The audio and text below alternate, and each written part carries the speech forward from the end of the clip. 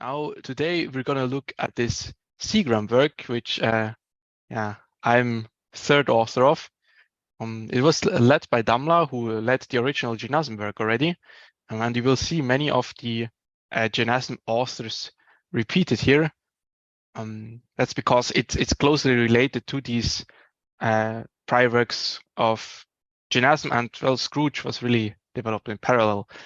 SeGraM is closely related to this because it's using basically the GNASM algorithm generalized to graphs as part of its algorithm. And then it does some other things as well.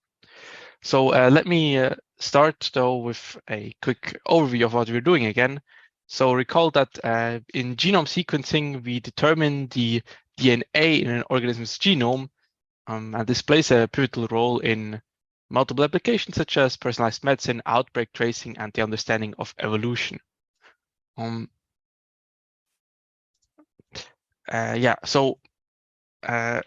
sequencing machines extract only small randomized fragments of the genome. We call them reads, and depending on the technology that we use, these can be a few hundred base pairs or characters if you're being computer scientists. At small error rates, or there can be very long reads from thousands or millions of characters with high error rates. And well, more recently, then there can also be long reads with low error rates and so on. But anyway, the reads are diverse, and our algorithms also need to be able to handle this. Now, when you look at the entire pipeline here, we start with some physical steps. So this is a sequencing machine in top left.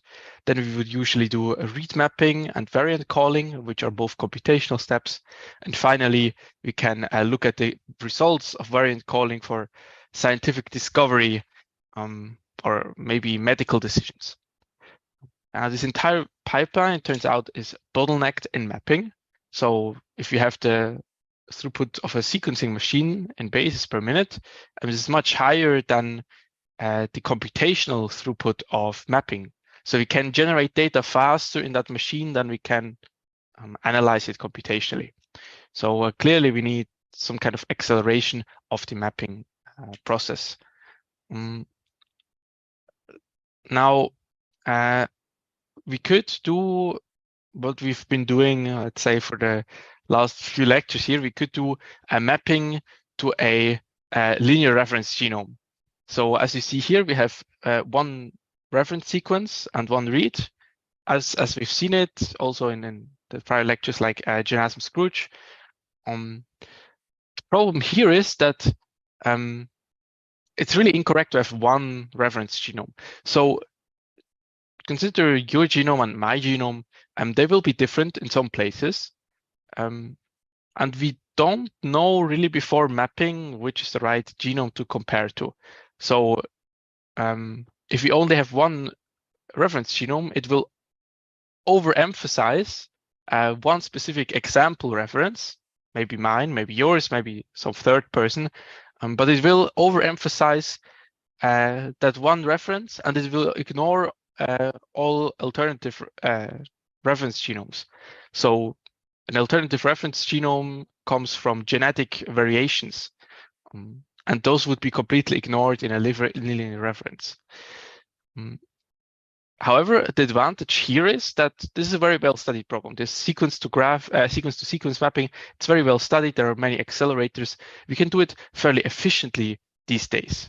But this issue of having only one linear reference, which introduces something we call reference bias. So this idea of overemphasizing one reference is called reference bias. That's really the main downside of this approach. Now, alternatively, we can go to a graph-based reference where we encode all alternate variations or all alternative sequences into a single reference. But instead of just a single string, now we have a graph. This makes it a more difficult computational problem. And also, it makes it such that hardware is a bit harder to design for it. However, it has much better quality in the mapping results. So if you have a reference graph, which just contains all the references that you could hope for, you will get better mapping results than with a single linear reference where you will get a reference bias. So in this work, the goal was to build a specialized, high-performance, scalable, and low-cost algorithm hardware co-design that alleviates the bottlenecks in multiple steps of sequence-to-graph mapping. So just to contrast this again to the works we looked at last week in Genome and Scrooge, those focused on pairwise sequence alignment in the extension step in the read mapping pipeline. This work tries to do full read mapping. That's why we're saying multiple steps here. It accelerates both seeding and pairwise sequence alignment.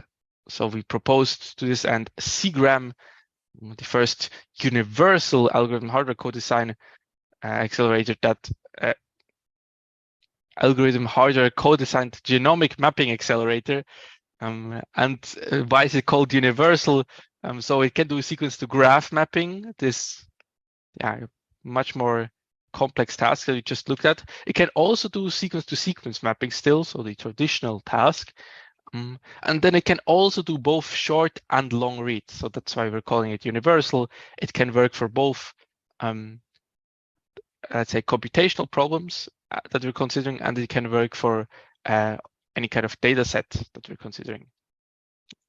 So we have three main use cases for SeGraM. It can be used for sequence to graph mapping, and then it can be used for sequence to graph alignment as well as sequence to sequence mapping. And we see significant speed ups, such as by 5.9x up to 106x, depending on the data set. So we get bit better speed ups for short reads. And we also get significant power improvements over prior software solutions.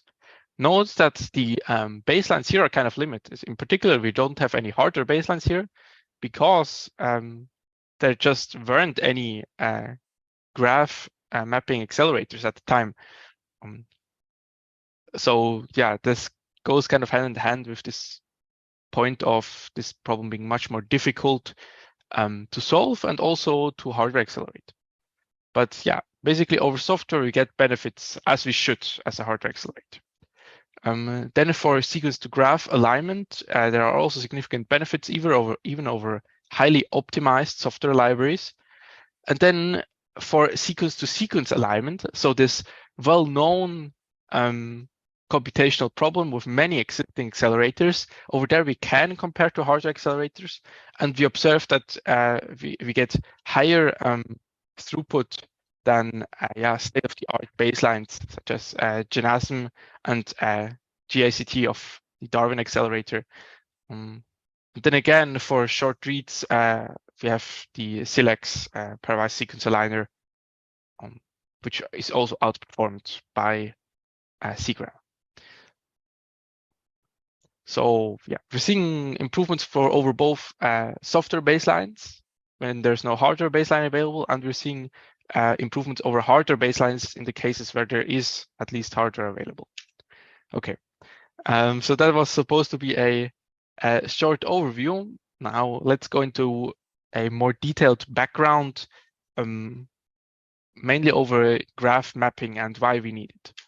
So recall that a reference genome is really a long string of ACGT characters. So for a human, this would be something like 3 billion characters, or if you use 1 byte per character, that's about 3 gigabytes.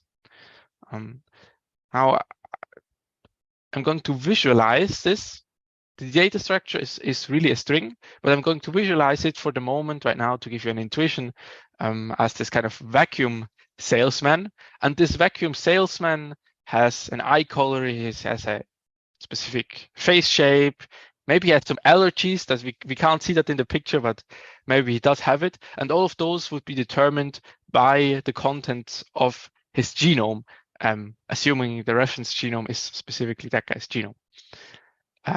So if the reference genome corresponds to the full picture, then reads would correspond to small fragments of the picture. Now, it doesn't necessarily mean that each small fragment or each small picture, each read corresponds to exactly one feature. Rather, it corresponds to substrings of the entire string of these 3 billion characters. But let's just follow the abstraction of the pictures for the moment. We're getting small fragments of the larger puzzle picture.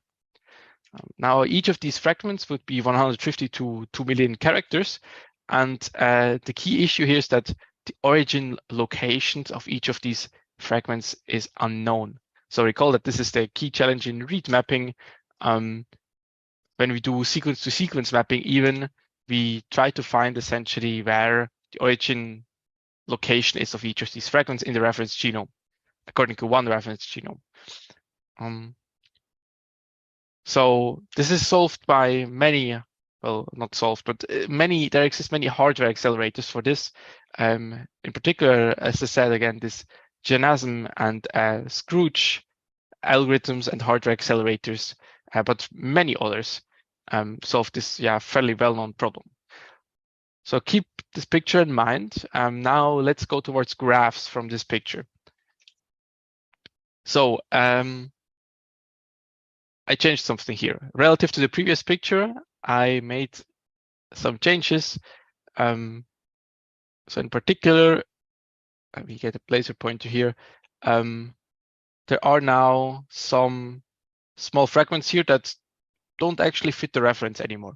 So as you can see, there's still a vacuum that's still the same vacuum, and the pant lag is still the same pant lag. Other parts of the vacuum are still the same. But now we all of a sudden have a face, an eye, and the face around it that's purple. And okay, maybe here the skin has also become purple. Over here also the skin has become purple. So we call them variants. Right? So how this arises is you have one reference genome from some database, but now if you actually sequence the genome from a human, that guy is really unique. It's probably not going to exactly match the reference genome in your database.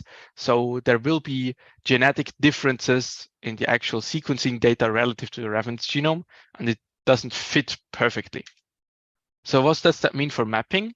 Well, there are still some reads that can be mapped correctly, right? So first of all, there are ones that just are unmodified because a large fraction of the genome is still the same, even for different humans. Like we're largely the same, you know. It's just tiny differences between humans that make us look different from each other. But it turns out even some reads that contain variants can still be mapped. So if you look here, there's only a small part of the read, essentially, the part of the skin that's purple up here, that's changed, while the majority of the read still looks like before.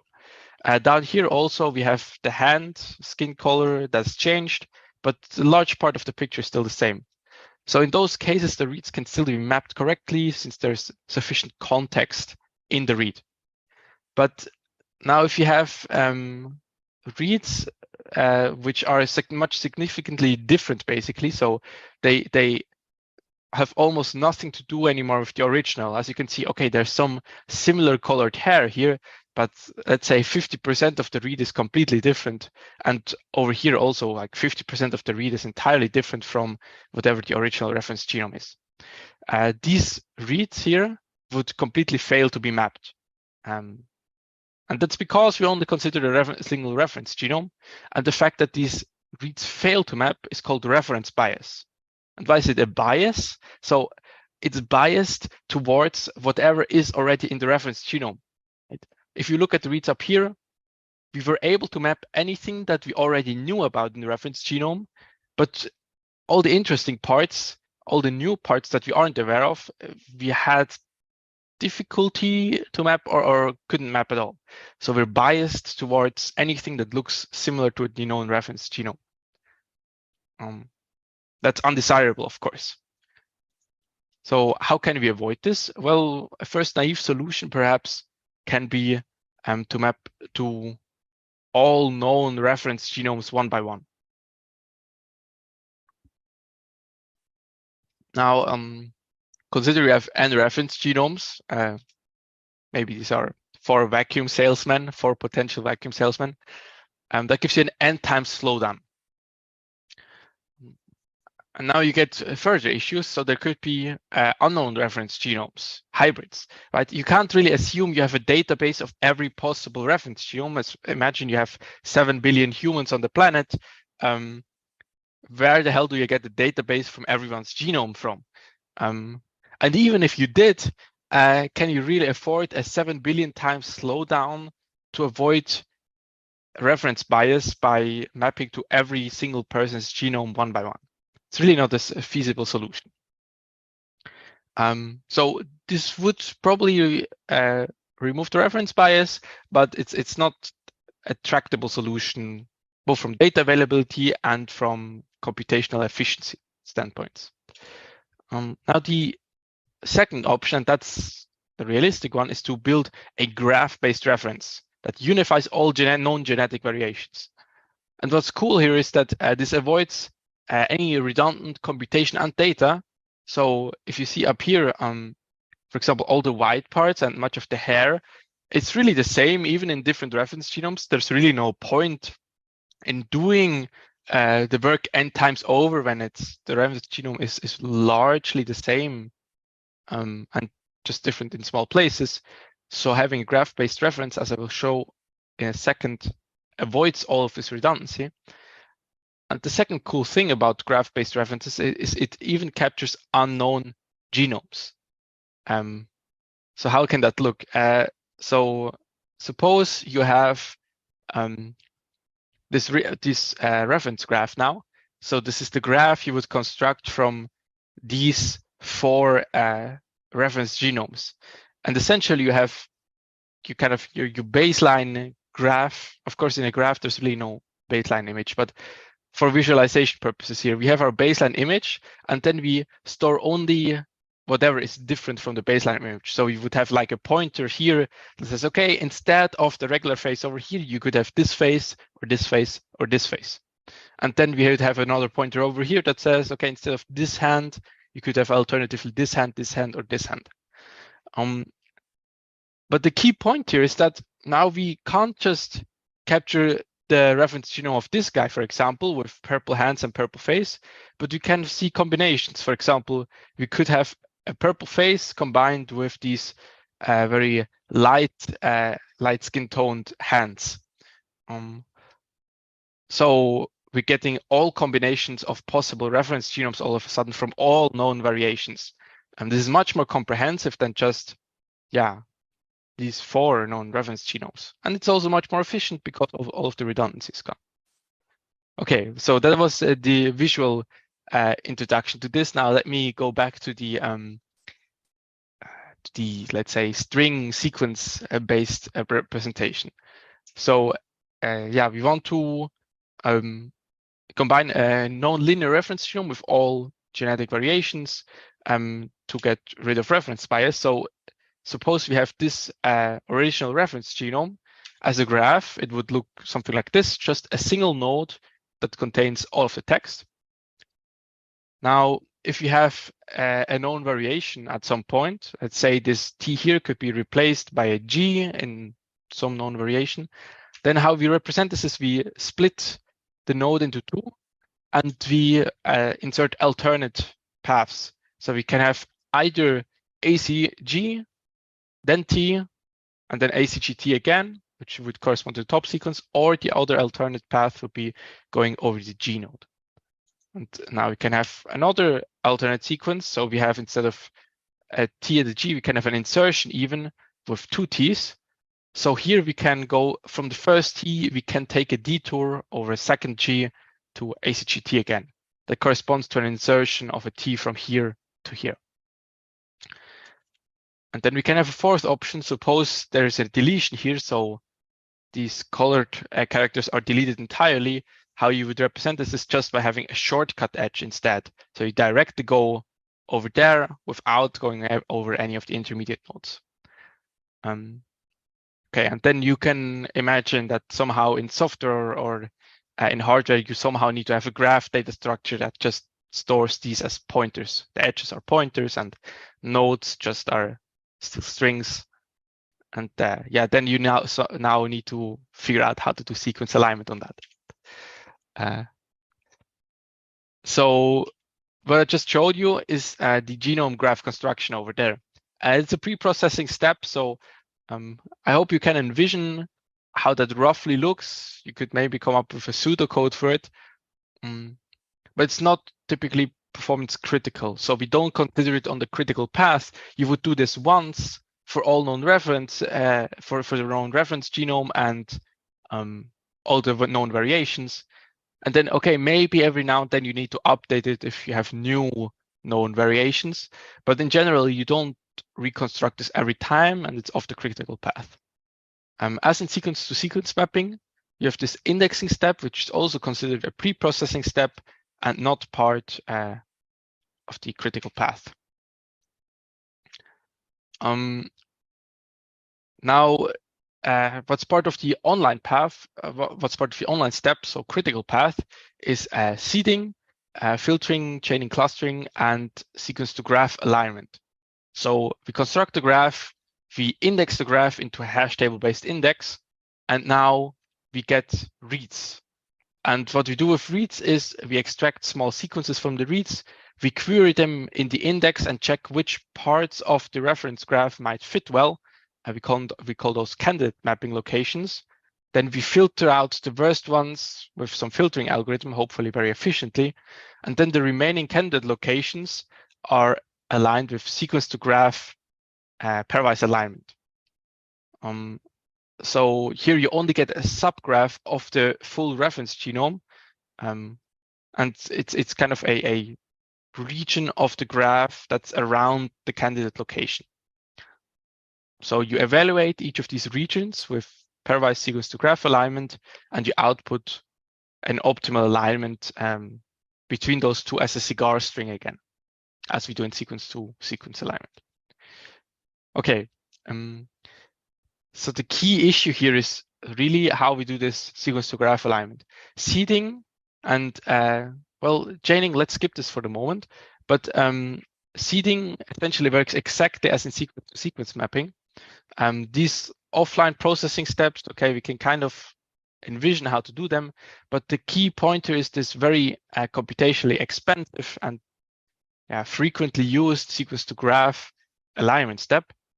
Now, recall again, in the previous lecture, we discussed GenAsm and Scrooge, and what those algorithms handle very well, especially in hardware, is sequence-to-sequence alignment. So if we visualize sequence-to-sequence alignment, if you plot your query read on the y-axis and your reference genome on the x-axis, then computing each cell here, you would compute each new cell from 3 neighbors essentially, right? And the key point is in sequence-to-sequence alignment is always it's a direct neighbor, right? There's no gap in here. It's always just the character over to the left and one above and one diagonal. Now, in the graph-based reference, the problem is you also have to consider hops or shortcuts, edges, or maybe edges that are missing. So if you linearize your graph like this and just draw edges wherever they need to go, now all of a sudden you don't just have direct neighbors anymore, but you have the direct neighbors plus these kind of indirect neighbors that are not directly connected to that new entry we're calculating now. So all of a sudden you have to have this kind of irregularity in your computation that depends on the data. That's really annoying to handle efficiently, both on the algorithm side, but especially in hardware. And I will show in a second how to do this in hardware. First of all, though, when we did our work here, we looked at what already existed out there, of course. And we noticed that there are software tools for this. And in those software tools for sequence-to-graph mapping, the alignment step is the bottleneck. So the sequence-to-graph alignment is costly. It's very computationally costly, just like in sequence-to-sequence alignment. In particular, it suffers from high cache miss rates. And over there, also the seeding is just inefficient. It's not a new problem. So seeding is also kind of inefficient in sequence-to-sequence alignment. You need the accelerators for seeding as well over there, but especially in these software tools that are just not accelerated yet at all, that becomes a worse issue. than in sequence-to-sequence mapping, where there are some accelerators for seeding already. Finally, those baseline tools, they scale sublinearly, so you can't just have much larger reference graphs and expect good scaling. Now, we also try to find prior hardware solutions. So clearly, we complain a lot that software isn't efficient enough, it's not accelerated enough. We should look for whatever exists in terms of hardware solutions. Can we leverage maybe existing sequence-to-sequence mapping accelerators? And it turns out that sequence-to-sequence mapping accelerators, they cannot just directly be leveraged into graph mapping. Like you can try to come up with schemes of how you can kind of reuse them partially, but at the end of the day, sequence-to-graph mapping is a strict superset of the operations you need than for sequence-to-sequence mapping. So basically, sequence-to-sequence mapping just cannot handle those indirect edges, the hops in the graph. So you cannot use the existing accelerators. Now, instead of looking at read mapping accelerators, we also can consider graph accelerators. So there are all kinds of graph algorithms out there that already have accelerators for them. So there are, like, for example, accelerators for graph traversal. And I mean, okay, you could envision that maybe those can be leveraged directly, but it turns out that you really need a specialized accelerator for this. You cannot just take any off-the-shelf graph accelerator that just happens to handle also sequence-to-graph alignment. So for hardware, we really had to come up with our own, and this is SeGraM. Our proposal SeGraM is the first universal genomic mapping accelerator, and it's universal because it can both support sequence-to-graph mapping and sequence-to-sequence mapping, and it can do both for both short as well as long reads. That's why we call it universal. So it is, we came up with this accelerator by algorithm hardware co-design. So we both designed hardware and fine-tuned the hardware to the algorithm and kept refining algorithm parameters and the exact algorithm layout such that it would fit the hardware very well again. It consists of 2 steps here. So the seeding algorithm is based on minimizers, and the pairwise alignment algorithm for graphs is based on a bit vector based alignment algorithm. So if you recall last lecture, Jonathan Scrooge, bit vector based, that's the algorithm that's talked about here, bit vector based alignment. So those are kind of innovations on the software side. We have to make seeding work for graphs. It's not too difficult, but you have to do it. And then you have to make this bit vector based alignment work on graphs as well, which is a bit more tricky. So, okay, it's labeled software here. Maybe we should call this rather algorithm contributions. And then the second contribution is that we create a very efficient hardware accelerator for all of this. So we took those algorithms, we designed hardware, and we kept iterating back and forth between algorithms and hardware to get a really efficient combination between the two. Okay, so what's this accelerator that we came up with? This, you can see a nice block diagram here, and yeah, you don't have to understand each small step right now. I would direct you to the paper for that. But maybe I can give you an insight into how you would come up with this accelerator if you had to do it. So we have 2 components here, MinSeed and BitAlign. So this is essentially the seeding accelerator and the alignment accelerator. And then we have those attached to some main memory, because we need to access the reference graph all the time and some indexes all the time. And then we have a host CPU from where we would get input reads. Okay, so now how do you implement this as a hardware algorithm? Well, you just break down the task into small sub-problems that you can implement in Verilog, let's say. So if you have this block diagram and each of these blocks does a very, very really manageable small task that's not complex at all anymore. So for example, here we start from the host CPU, we get a read. Okay, let's store it in a read scratch pad. So a scratch pad is just an on-chip memory. Then we have a small computational unit that just looks at the scratch pad. It extracts all k-mers, so length k substrings from the read, and it just calculates which of those are minimizers. This is this minimizer strategy, which I believe I've introduced before in the course. Anyway, you write these minimizers to another scratch pad, so on-chip memory, and now you have a list of seeds to look up in your index. Right? Your index is stored in main memory, so we look up frequency, so essentially how often they occur in the reference genome. And then we have another computational unit that just kind of discards any seed that occurs too frequently. This is kind of a filtering step. So the idea here is that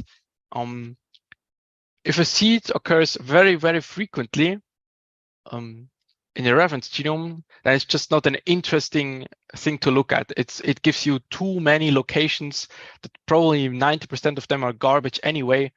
It just doesn't give you helpful information for your mapping process. So anything that's too abundant in your reference genome that has too high frequency, we just discard in this module right away. Now, once we discard those, anything that remains, we check the index for its seed location. So this would be a graph node essentially. So where, in which graph node did this current k-mer or this current minimizer show up? Once we find it, we obtain candidate seed regions. How you do that is essentially you look, okay,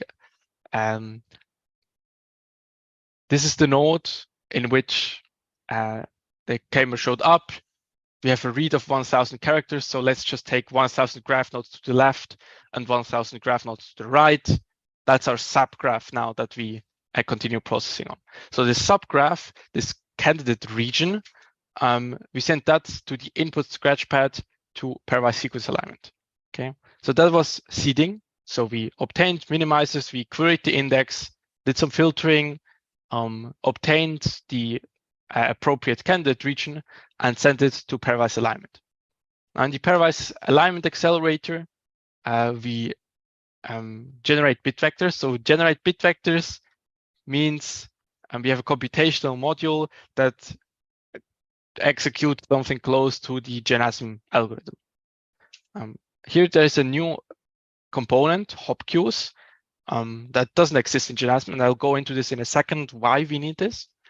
And then we send the generated bit vectors to another scratch pad and finally perform traceback as you know it from GenAsm.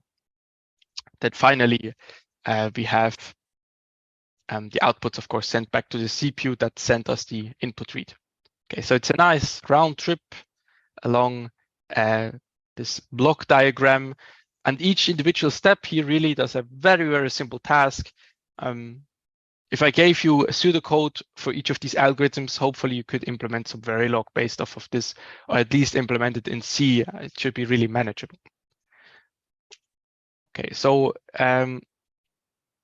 let's look at these two components, so MinSeed and BitAlign in some more detail.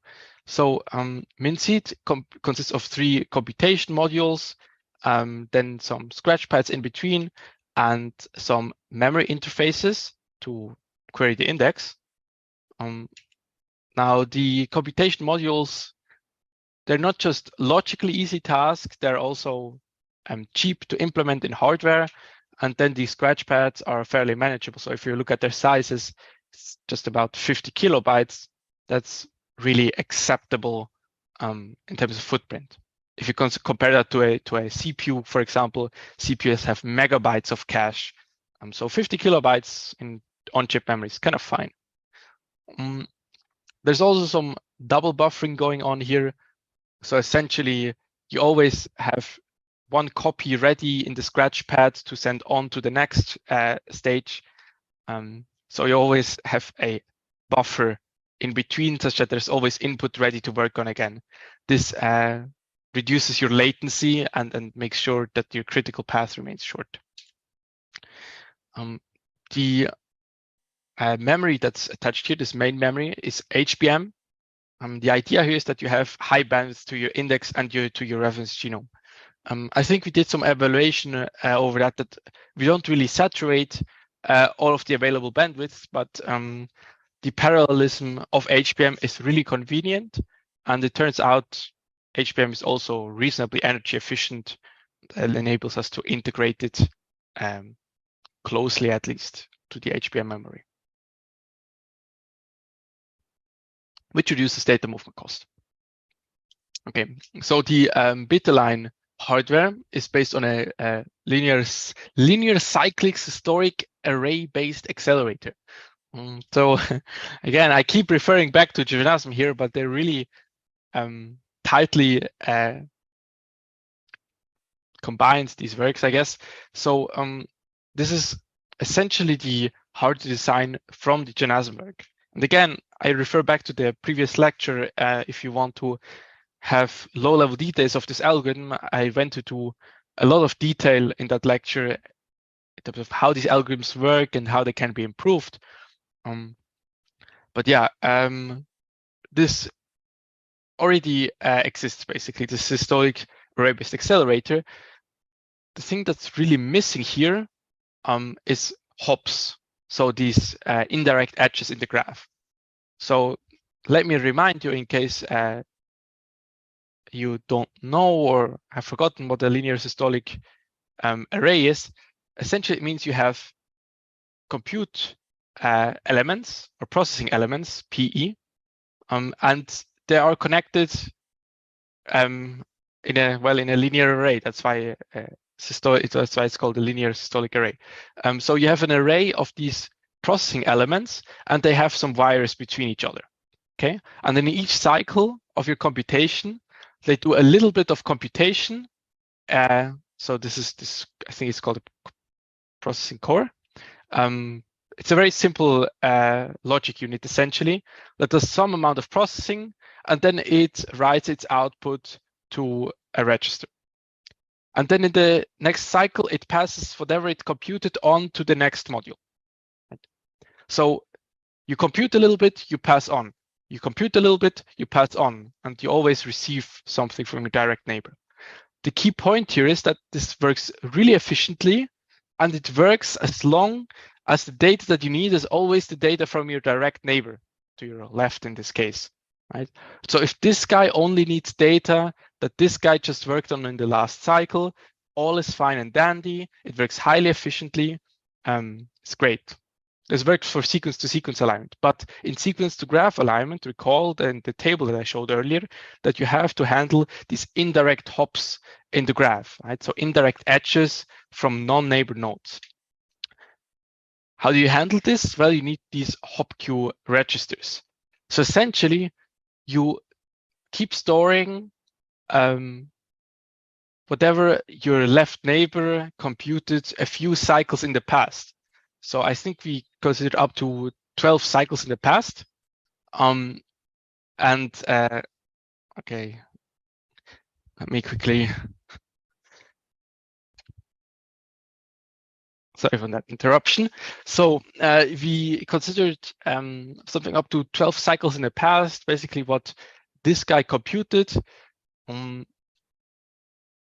So this guy can basically look up to 12 neighbor nodes in the table to the left. So yeah, and okay, there's some challenges over there in terms of how many cycles you consider, and there's an accuracy performance trade-off, which we analyze in our paper in depth. But it turns out that something like 12 cycles is actually sufficient in practice to get good accuracy.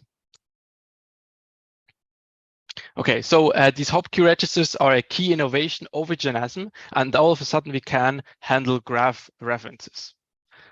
Now, the full Genome SeGraM module, basically we have one accelerator instance, which consists of min-seed and bit align. So one of these accelerators each I just showed. It's attached to a host, and then it's attached to one channel of an HBM2E stack. Now, we can have many channels per HBM stack.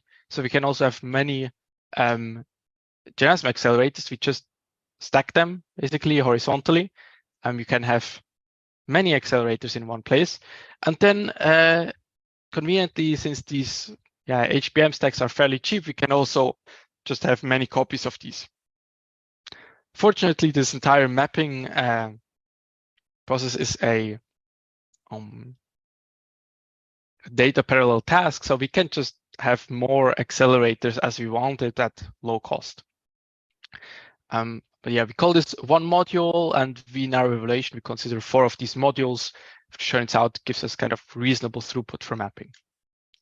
So we evaluate 3 use cases for mapping. Sequence to graph mapping. So in this case, you would use both modules. Then you can have sequence to graph alignment. So you would just use min-seed or some other seeding algorithm, but then use just the bit align hardware. So you can use these modules independently, or you could just do sequence to sequence alignment, in which case also you would just disable the min-seed component and use bit align for the sequence to sequence alignment. And finally, if you just need a seeding accelerator, of course, you can just use min-seed on its own also. For whatever reason, you don't need the highly efficient pairwise alignment. Yeah, we evaluate all those use cases in depth. I think I will go into on the subset of these right now. But essentially, we implement the entire design in system Verilog, and then it's a combination of synthesizing, basically simulating scratch pads, and then spreadsheets for throughput numbers. Then we do a bunch of performance measurements of software baselines, as well as we check out the numbers that these hardware baselines report in their original papers. Then we have human reference genome and VCF files as the graph reference. So VCF files are essentially what I think it's a variant calling file. Essentially, it contains the list of all known variants that you're considering in your graph, and then you build the graph from the human reference plus these variants. And then we have a bunch of simulated reads for both short and long reads that we evaluate with. So on the synthesis side, we get area and power numbers.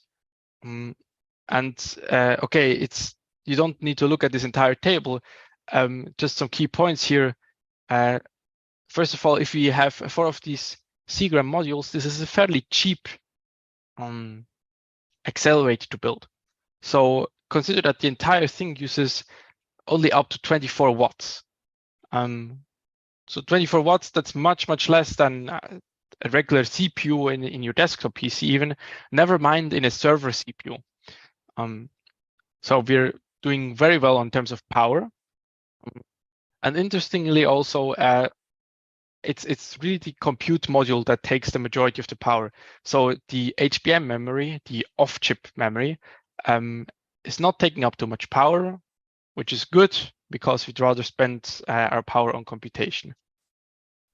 Also, in terms of what's the bottleneck in the accelerator, it comes down to the bit align logic. So even the accelerator pairwise alignment is expensive in terms of both area and power. And then the bit vector scratch pads are also similarly expensive. Maybe I'm blowing my own horn here a bit too much, but this is exactly basically what Scrooge improved significantly, these bit vector scratch pads. So we could see even more significant improvements by applying Scrooge's algorithmic improvements on top of SeGraM. So yeah, if you have some computation and the on-chip scratch pads that are the main expensive thing, in total, we're still very energy efficient and also area efficient. Both of them are much more efficient than a CPU. And off-chip memory is kind of reasonably cheap. Okay, now let's also compare to software baselines. So this was kind of a hardware evaluation. Let's compare the throughput to software baselines. We already saw we're doing well in terms of power. Now here we're plotting throughput on the y-axis and different read sets on the x-axis. And you observe that for the software baselines, GraphAligner and VG, SeGraM significantly outperforms these, such as by 5.9x and 3.9x respectively for long reads, and power consumption over CPU by 4.1x and 4.4x. On short reads, we do the same evaluation. So we plot throughput on the y-axis, higher is better. And we have a range of short read data sets and the same software baselines, GraphAligner and VG. And you observe that for short read mapping, we can have significant, even more significant throughput improvements, while power consumption is also reduced significantly over the CPU baselines. Then we also compare to Pascal. So these previous baselines are for mapping, sequence to graph mapping. Pascal can only do alignment, so sequence to graph alignment without any kind of seeding, for example. So we just compare Pascal with the bit-align accelerator. And you observe here that for both short and long reads, again, bit-align provides significant speedups over Pascal. Now, for fairness, right, we also evaluate sequence-to-sequence alignment because simply that's the only place where there exists any hardware accelerators. So the only graph baselines so far were software, because there's simply no hardware accelerator for graph alignment. But to have at least an idea of where we stand, we also compare to sequence alignment accelerators. So clearly there are some overheads in SeGraM. The fact that we can handle sequence to graph alignment means that there are these extra hop queue registers, which come in terms of area cost and power. But it turns out that they do not cost us performance. So we still have high throughput, equally high throughput, for example, as Genome. So for that reason, SeGraM has, I guess bit-align has significant throughput and throughput improvements, and it's still competitive in terms of power and area. There are some overheads again due to these hop queue registers, but they're kind of manageable, and it's at least even faster in terms of throughput. And same thing for short reads. So SeGraM does well. Okay, so there are many additional details in the paper, including how we pre-process the graph in detail. We write down all algorithms and hardware designs. We analyze why existing tools are slow. And then we, of course, explain in detail our data sets, baselines, performance model. We have some additional results. For example, we analyze over there how we need to size hop queue registers to get good accuracy and performance trade-offs. We explain why SeGraM has improved efficiency over sequence-to-sequence and sequence-to-graph baselines. And then we do a good breakdown of the Genome versus SeGraM comparison that I hopefully also conveyed to you in this presentation. Now, let me conclude with a short summary. So SeGraM is the first universal algorithm hardware co-designed genomic mapping accelerator that supports both sequence-to-graph and sequence-to-sequence mapping for both short and long reads. It consists of the min-seed and bit-align accelerators for seeding and sequence-to-graph alignment, respectively. It supports multiple use cases such as end-to-end sequence-to-graph mapping, sequence-to-graph alignment, sequence to sequence alignment, and seeding. And we observed that SeGraM outperformed state-of-the-art software and hardware solutions in these use cases. So this was our paper that we had in ISCA 2022. It's definitely worth a read. I can recommend that definitely. All our code is on GitHub. So it's all open source and available for you to check out. With that, I will conclude here. Thanks for your attention, and I hope to see you again next week.